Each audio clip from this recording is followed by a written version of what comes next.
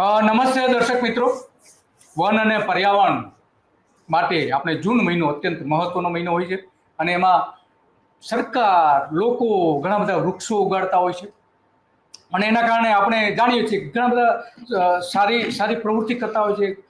સામાજિક સંસ્થાઓથી લઈને ઘણા બધા વાત કરતા વૃક્ષારોપણ કરતા હોય છે. સરકાર પોતે પણ લાખો વૃક્ષો વાવતા હોવાની વિગતો પણ જાહેર કરે છે.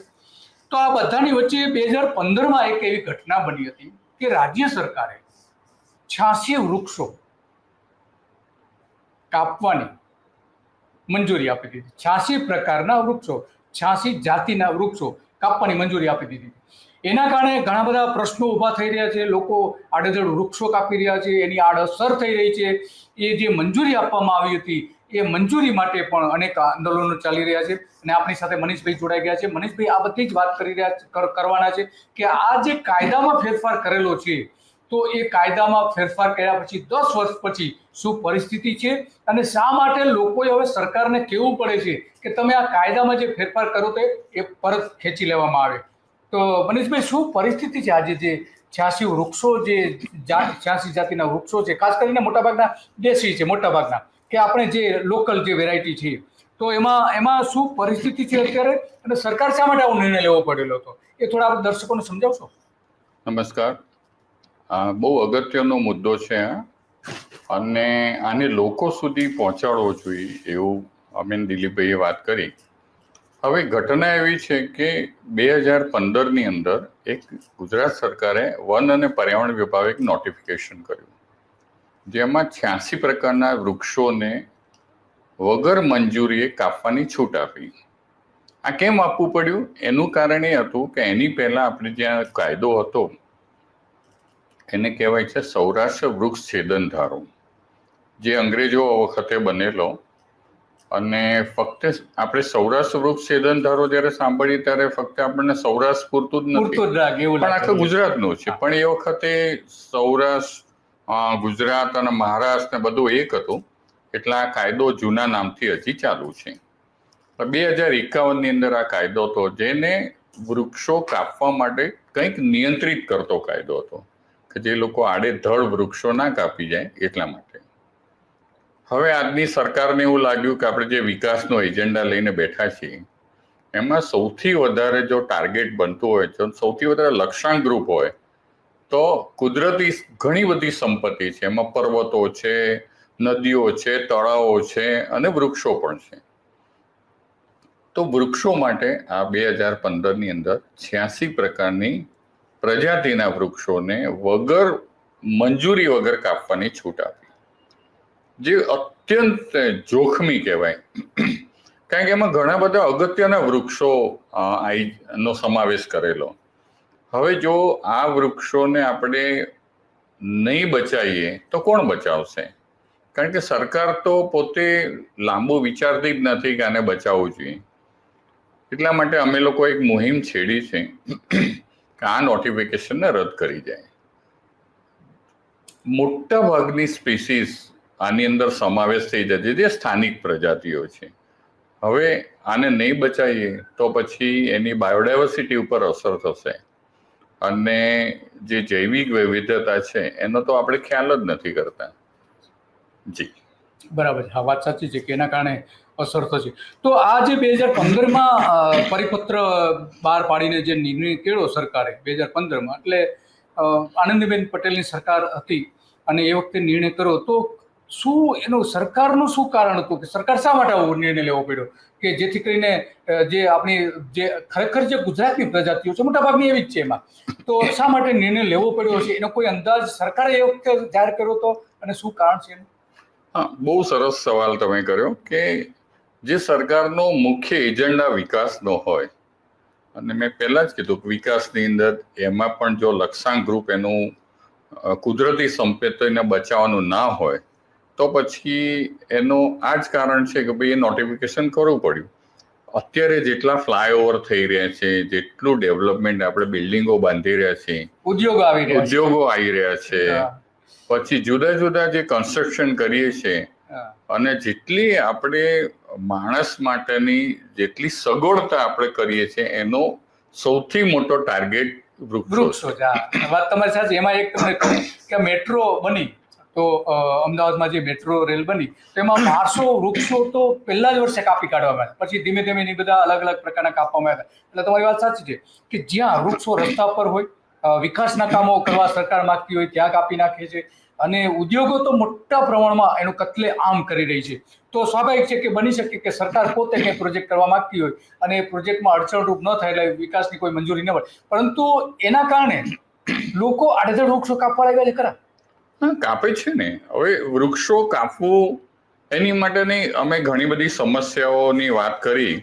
હું તમને એક્ઝામ્પલ આપું કે હું એક સાબરમતીમાં રહું છું અને મારી જોડે પહેલા પણ થઈ ગયેલો છે કિસ્સો કે ઘાટલોડિયામાં એક જણ વૃક્ષ કાપતા હતા. હવે એમણે મને ત્યાંના એક જાગૃત નાગરિકે ફોન કર્યો કે મનીષભાઈ, આ વૃક્ષને કઈ રીતે બચાવવું. મેં તરત જ મ્યુનિસિપાલિટીને જે ઓથોરિટી હતી એમને ફોન કર્યો, પાર્ક્સ એન્ડ ગાર્ડનના ડાયરેક્ટરને. હવે ઘણીવાર પાર્ક્સ એન્ડ ગાર્ડનના ડાયરેક્ટર ઈચ્છતા હોય કે આ વૃક્ષ બચે, ઈચ્છે કે નહીં ઈચ્છે એની બહુ ખબર નથી, પણ ઈચ્છતા હોય તો તેમ છતાં પણ એમને આવતા વાર લાગે, કાં તો કોઈ હુકમ એવી રીતે લેખિત ના કરી શકે. આવતા તો એ વૃક્ષ નીચે પડી જાય. એટલે આનું કોઈ સમાધાન એવું કોઈ નીકળતું નહોતું. એટલે અમે લોકો પ્રપોઝ કર્યો ઓથોરિટીને. કયા સમયની વાત કરી રહ્યા છો? આ હું વાત કરું છું લગભગ 5 વર્ષ પહેલાની, કોરોના કાળની આસપાસ હતો. બરાબર. પણ એનો એક જ ઉકેલ અમને લોકોને લાગ્યો કે એની હેવી પનિશમેન્ટ અને પેનલ્ટી કરવી જોઈએ. કારણ કે વૃક્ષ આજે કોઈ પણ માણસ કાપશે એ તરત જ એ કપાઈ જવાનું, લગભગ કલાકની અંદર તો કપાઈ જશે. ઓથોરિટીની જોડે એવી કોઈ સિસ્ટમ નથી કે જે 108 ની જેમ આપણે 108 દાવો કરે છે કે ભાઈ અમે 15 મિનિટમાં પહોંચી જઈએ. તો આ તો કઈ એની માટે એવી કોઈ ઓથોરિટી જોડે સગવડતા નથી કે ત્યાંથી આવે ને વૃક્ષ બચાવે ને આવું બધું. બીજું, અને કેટલીક કોર્ટે તો કહ્યું છે કે વૃક્ષ કાપવું એટલે માણસની હત્યા બરાબર છે. મદ્રાસ હાઈકોર્ટે એક સરસ પોતાના એક્સપ્રેશન આપેલા છે કે વૃક્ષ કાપવો એ માનવ વધ જેવું છે. પછી હમણાં જ 2-3 દિવસ પહેલા જ હું જયારે પેપર વાંચતો હતો તો એમાં પણ સુપ્રીમ કોર્ટે એવું એક્સપ્રેશન આપ્યું છે કે જેટલા પૂર આવે છે એના સૌથી વધારે અગત્યના વૃક્ષો છે, કારણ કે આપણે વૃક્ષો કાપી નાખ્યા. હવે જે પાણી જે પર્કોલેટ થતું હતું, રોકાતું હતું, એને ભેખડોને જે દબાઈ રાખતા હતા એ હવે સિસ્ટમ આખી નીકળી ગઈ. એટલા માટે ફ્લડ ને બધું જમીનને જે પકડી રાખતા હતા એ વૃક્ષો, એના મૂળિયાઓ. જી. તો આ બધા ઘણા બધા કારણો છે અને આપણે પોતે, સમાજ પોતે સેન્સિટિવ છે એવું નથી. હું ઘણીવાર ફેસબુક ઉપર કાં તો સોશિયલ મીડિયામાં જોઉં છું, ઘણા લોકો વૃક્ષ કોઈ કાપતું હોય તો સીધી એની ફોટો પાડીને પોસ્ટ મૂકશે, પોતાની ચિંતા દૂર થઈ જશે, પણ વૃક્ષ બચાવવા માટે કોઈ એક્શન નહીં લે. તો અત્યારે રાઈટ ટાઈમ છે એક્શન લેવાનો છે. તમે જાણો છો તમારામાં સંવેદનશીલતા હોય છે પણ આપણે એનું એક્ટ નથી કરતા. આ છે ને દિલીપભાઈ, પેલો પ્લાસ્ટિકની બેગ જેવું છે. આપણે બધા જ પ્લાસ્ટિકની બેગની વાત કરીએ છીએ કે સિંગલ હેન્ડ પ્લાસ્ટિક બેગ ના વાપરવી જોઈએ, પણ આખરે જયારે આપણે કંઈ પણ લાવીએ છીએ તો પ્લાસ્ટિકની બેગમાં જ લઈએ છીએ. તો આ વસ્તુ એવી છે. તો આમાં ખરેખર જે અત્યારે થઈ રહ્યું છે એને અટકાવવા માટે તમે જે ઝુંબેશ ચાલુ કરી છે, તો આમાં કઈ કઈ જગ્યાએ તમે રજૂઆતો કરી છે? સરકારમાં કરી છે, વન વિભાગમાં કરી છે, અથવા તો અલગ અલગ એજન્સીઓ જે આના માટે કામ કરી છે એ જે કોર્ટ છે, તો આમાં કઈ જગ્યા સુધી રજૂઆતો કરી છે અને એનું પરિણામ શું આવ્યું છે? આમાં એવું છે કે અમે લોકોએ આવેદન પત્ર આપેલું, ફોરેસ્ટ મિનિસ્ટરને આપેલું અને એકવાર અમે સીએમને પણ મળેલા, પણ મને એનું કોઈ રિઝલ્ટ ના આવ્યું. એટલા માટે પછી અમે અત્યારે એક જે આ નોટિફિકેશન છે 2015નું એને રદ કરવાની એક અમે ઝુંબેશ ઉપાડી છે. અમે અત્યારે સિગ્નેચર કેમ્પેન કરીએ છીએ, ઓનલાઈન સિગ્નેચર પણ કરાવીએ છીએ, ફિઝિકલ પણ સિગ્નેચર, અને લોકોને જાગૃત કરીએ છીએ. કારણ કે આ મુદ્દો એવો છે કે સરકારની જોડે એકદમ તમે ફાઇટ કરવા જશો તો પછી તમે ક્યાંક નક્સલાઇટ કાં તો પાકિસ્તાની કહેવાશો. એના કરતાં અમે બહુ લોકોને સમજાવીએ છીએ અને એની સાથે જઈએ છીએ કે ભાઈ તમે આની અંદર આ મુહિમમાં આવો. તો અત્યારે શું છે દિલીપભાઈ કે કદાચ અત્યારે વિધાનસભાનું સત્ર ચાલે છે, અમે આ સોમવારે જ મિનિસ્ટરનો ટાઈમ લેવાના હતા, તો હવે પછી લઈશું. એટલી વારમાં અમને થોડો ટાઈમ મળ્યો છે તો વધારે લોકોની જોડે વધારે આનું કેમ્પેન તો જોડીશું. લોકોને આ કેમ્પેનમાં જોડવા માટે, લોકોને તમારી સાથે જોડવા માટે શું શું અત્યારે કરી રહ્યા છો? અમે લોકો અત્યારે સોશિયલ મીડિયાથી માર્કેટ એટલે સોશિયલ મીડિયા થ્રુ જઈએ છીએ, પછી ઘણીવાર વાત પણ કરીએ છીએ અને સારો એવો રિસ્પોન્સ છે. લોકોને છે ને જાગૃત કરવાની જરૂર છે અને એની ઇમ્પેક્ટ લાવવાની જરૂર છે. હવે અમે લોકો એક લેટર જે આપને પણ મેં મોકલી આપેલો કે જો વૃક્ષો નહીં હોય, એ લેટર પણ આપણે સાથે સાથે જોતા જઈએ. હાજી, તો જો વૃક્ષો નહીં હોય અથવા ઓછા હશે તો અત્યારે તો આપણને બહુ સરસ ઠંડક લાગી રહી છે, પણ ઉનાળામાં ખબર પડશે કે આપણને અમદાવાદમાં કેટલી બધી હીટ હોય છે અને એ ગરમીના કારણે આપણે ત્રાહીમામ પોકારી જઈએ છીએ. એ વખતે આપણને વૃક્ષો વાવવા અથવા વૃક્ષો વાવવાની વાત કરીએ છીએ તો આપણે શું કરવા આગોતરી અત્યારે પ્લાન ના કરીએ કે ભાઈ અત્યારે જે વૃક્ષો છે એને રાખી મૂકીએ અને એને બચાવીશું તો આપણી સિટીમાં કાં તો અમદાવાદ શહેરની અંદર હીટ પણ થોડી ઓછી થશે.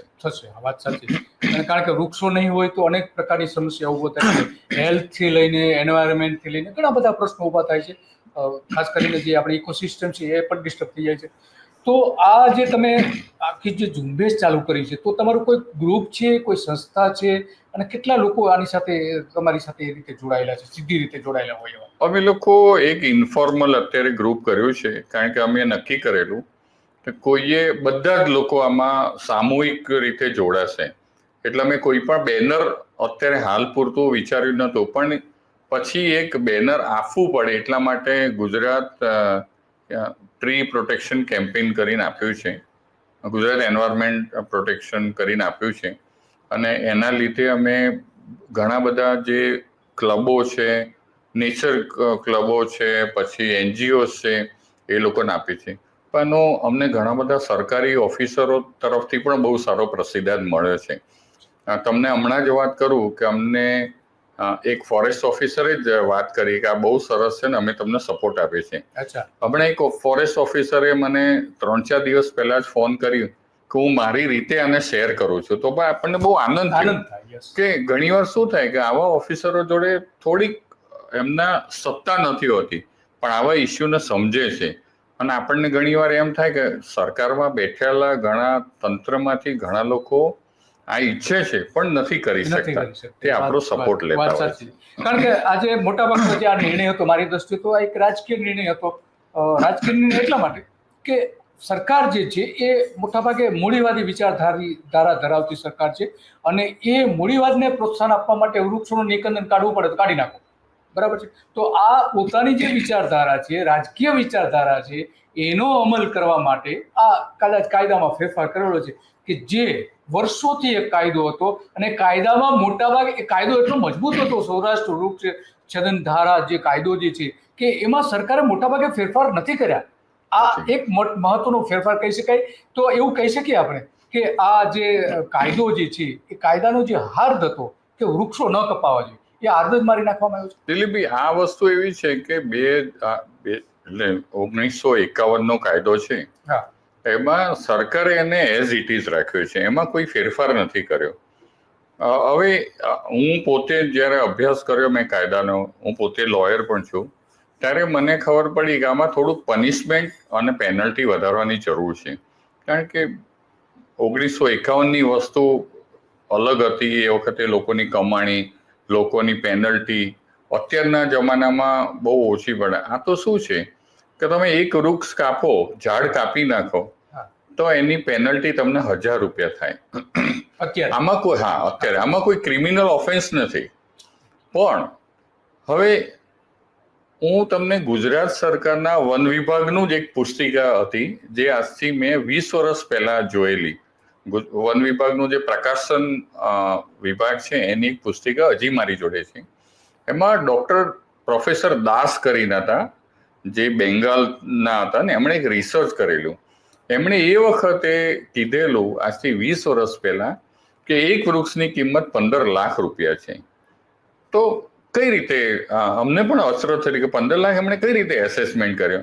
તેમણે બહુ સાયન્ટિફિક રીતે લખેલું કે દરેક પાન છે એનો ઓક્સિજન કેટલો એ એબ્ઝોર્બ કરે છે અને એ પાનનું રેન્ડમલી કેલ્ક્યુલેશન આખા એક ઝાડ જોડે કર્યું અને એ કેલ્ક્યુલેશનના આધારે એ કરવામાં આવ્યું કેટલો ઓક્સિજન એ પ્રોડ્યુસ કરે છે.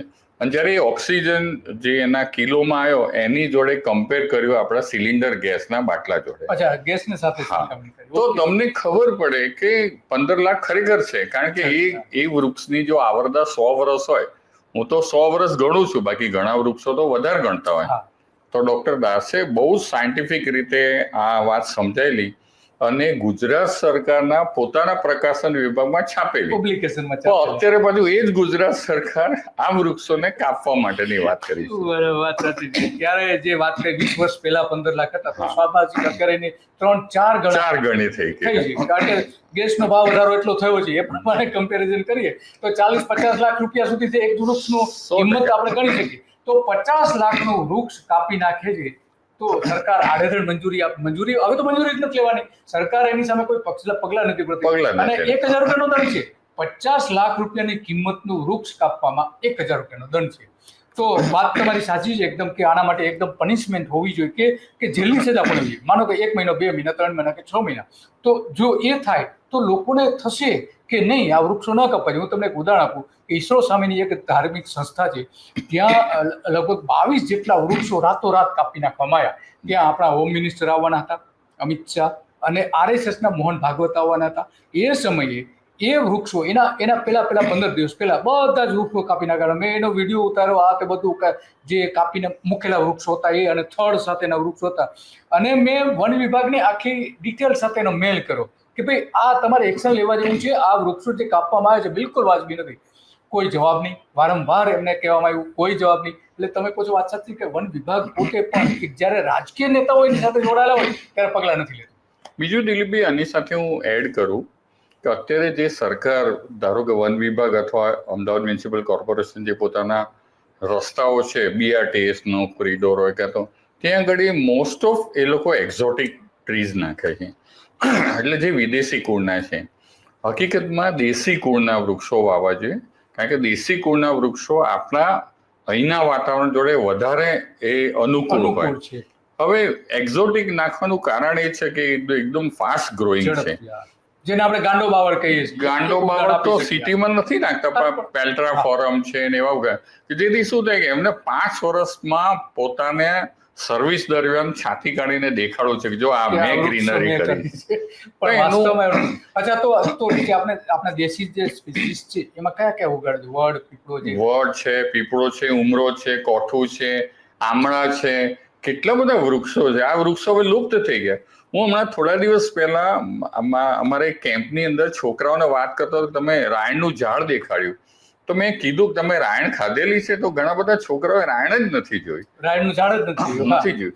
હવે હું પોતે નાનો હતો ત્યારે મને ખબર હતી કે અમારી સોસાયટીમાં જે છોકરીઓ ગોરો કરે તો રાયણની કોકડીઓ ખાતા હતા, અફવાસણ. આજે રાયણ લુપ્ત થઈ ગઈ, ફાલસા લુપ્ત થઈ ગયા, કેટલા બધા બીજા જે નાના નાના ફળ હતા એ લુપ્ત થઈ ગયા. તો આ બધા વૃક્ષોને ખરેખર આપણું એ હેરિટેજ છે આપણું, એને બચાવવા જોઈએ. બીજી વસ્તુ અગત્યની એ છે કે વૃક્ષ, આપણે તો સૌરાષ્ટ્ર વૃક્ષ છેદન ધારાની વાત કરીએ છીએ, પણ જો કોઈ પણ વૃક્ષ કપાતું હોય તો ઇન્ડિયન ફોરેસ્ટ એક્ટ હેઠળ પણ એની વાયોલેશન થતું હોય. પછી બાયોડાયવર્સિટી એક્ટ, જે જૈવિક વૈવિધ્યતાનો કાયદો છે, 2005ની અંદર આવ્યો, એના હેઠળ પણ ગુનો દાખલ કરી શકાય. અને સૌથી વધારે અગત્યની વસ્તુ કે તમે હમણાં IIMની પાસેની વાત કરી, તો IIM પાસે હું ઘણા વખત પહેલા એક વલ્ચરનો નેસ્ટ હું જોતો હતો. ઘણા બધા વલ્ચર હતા.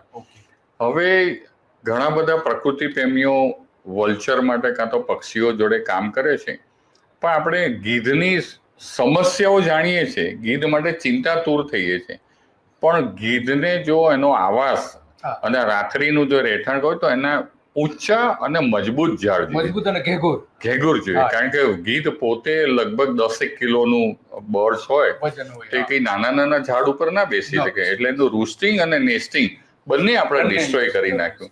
હવે આ ફૂડ ચેનનો એક ભાગ છે.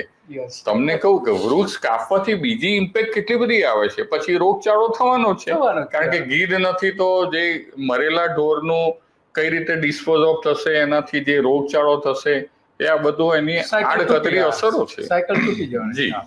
તો તમે બહુ સારી વાત કરી અને ઘણી બધી ઝુંબેશ જે ચલાવી રહ્યા છે, લોકો સપોર્ટ પણ આપી રહ્યા છે. ઓનલાઈન સાઇનિંગ પણ ની એક પણ કેમ્પેઇન ચાલી રહી છે, એમાં ઘણા બધા લોકો જોડાઈ રહ્યા છે અને બહુ સારી વાત કરી કે આપણે આપણા વૃક્ષો બચાવવા જોઈએ, ખાસ કરીને આપણી દેશી પ્રજાતિઓ જે છે કે જે મજબૂત ઝાડ છે અને અને અને અને અહીંના વાતાવરણ સાથે જોડાયેલું છે. વડ, પીપળ, લીમડો જે છે એ બધા જોડાયેલા છે. તો આ મનીષભાઈની વાત સાચી છે કે આપણે વિદેશી કુળના જે વૃક્ષો અત્યારે શહેરોમાં વાવવામાં આવી રહ્યા છે, તો એમાં કેટલાક વૃક્ષો તો એવા છે કે જે હેલ્થને નુકસાન કરે છે.